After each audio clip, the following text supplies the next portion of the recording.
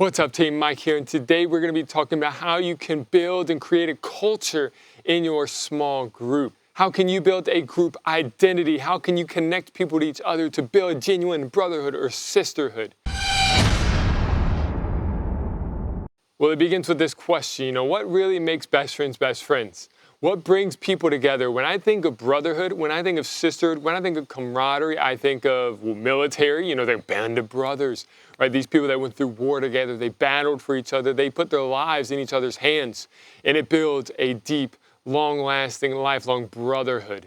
I think of sports teams where people are battling together to achieve something great. It brings men and women together. It builds a culture, and they oftentimes have their own nicknames for each other. They have their own culture and things that they do together. They have their own handshakes sometimes, right? To every friendship, there is a uniqueness. To every group of brothers or sisters, there is a uniqueness. They have their own culture that they have built together. And that is what we want to build within our small groups. How can we build our own unique culture so that people feel like they belong to something special? Well, we're not going to go to war together, and you're not necessarily going to join a sports team together so you can be battling for a prize, right? But, look at some of those elements that we can take from those things and apply it to our normal lives. Like, what are some of those things that bring people together?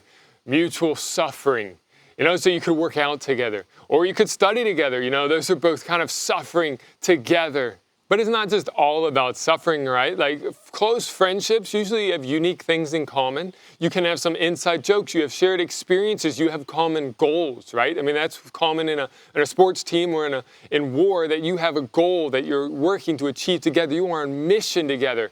And this is perhaps the most important thing. If we want to build a group of brothers or sisters, we need to be on mission together. Remember, core group or small group is a group of men or women on mission to know God and to make Him known, that there is a direction, there is a purpose to this group. And as you do that, you can do fun things together, you can go places together, you can make memories together. Now they say if your small group isn't weird yet, it's not close. Because you are weird around the people that you're close with. You are weird around your best friends. You are weird around your brothers and sisters because you can be your genuine self. You don't have to worry about judgment. So if your small group isn't weird, it isn't close. You've got some work to do. So now I want to give you just some tips. You don't have to do all these things. This is not a rule. But here are some tips for how you can build small group culture, how you can bring people together over unique experiences, unique memories with a purpose and a mission. Number one, name your small group. This can have a big impact, even though it's kind of a small thing to do. And so name your small group. The small groups that are closest together usually have a name because it can help create a unique group identity. We see this in the military. We see this with sports teams. We want to see it in your small group as well. With that, another kind of silly thing you can do is number two, create a group uniform. Maybe you can buy silly shirts together. You can get a hat together. You can have something that you can all wear together so they kind of identify as a group. And hey, it's kind of like a recruiting tool for your small group as well. When you all wear it together, people are going to want to join because they see, hey, this group looks like they are tight. This is a group of brothers and sisters. Can I be a part of that? And so create a group uniform. It can just be something silly or more serious. Number three, along with that, we can create nicknames. Create nicknames for each other, but also places that you go, places that you meet, things that you do, when I was a student, we would do highs and lows, but we wouldn't call it highs and lows. We'd call it ranks and dinks. Now, good luck trying to figure out which one's high and which one's low, but it would kind of bring, a group identity, group culture, that there's this language that we speak that brings us together that other people don't quite understand. So give nicknames to each other, give nicknames to your meetings place, give nicknames to the activities that you do, and that can bring you together. Number four, you can create traditions together. A lot of families have traditions, like Taco Tuesday. Every Tuesday we have tacos. We don't, but maybe we should. But what traditions can you create with your small group? Places that you go, things that you do on certain days of the week. Number five, spend time together. There's no way around it. We cannot build brotherhood or sisterhood. We cannot build camaraderie. We cannot build a unique small group culture if we're not spending time together. Remember, small group is more than a meeting. As long as it's just a meeting, you're going to struggle to build cohesiveness within your group. So hang out. It's better to be bored together than bored alone.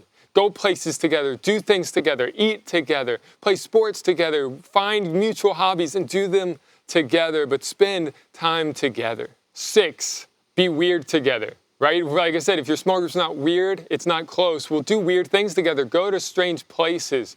Do things that are memorable. Do like certain like food challenges or silly games or things that people will remember for a long time, because the only time they've ever gone there, the only time they've ever done that is with their small group, instead of just doing the normal things that people have already done 100 times. That's hard to be memorable, and it's not going to bring people together like doing something unique will. And last but certainly not least, serve together. You know, what builds community, what really brings people together and builds a culture more than anything else, as I've already mentioned, is purpose. Serving together, on mission together, doing something together, that your community exists a bit more than just to be together. It's about more than just talking and growing personally. It's about accomplishing something. It's about going somewhere. It's about making the world a better place. It's about helping other people. Serve together, and I guarantee you will have some of the best conversations with the people in your small group while you're serving together. You will begin to form these inside jokes while you're serving together. You will be building memories that people will remember for the rest of their life while you're serving together. And so there you have it. We want every small group to create their own small group culture. And so those are some tips for how you can do that and the importance of doing that. Because if your small group is the same as every other small group, maybe the same as the small group they used to go to years ago, then they're probably not going to commit to it because it's not special. People want to be a part of something unique. They want to be a part of something special. And so let's create a unique small group where people can be uniquely known and can uniquely encounter the Lord together. And I believe that people will come and they will commit, and God will do great things through your group. God bless you. Let's get after it.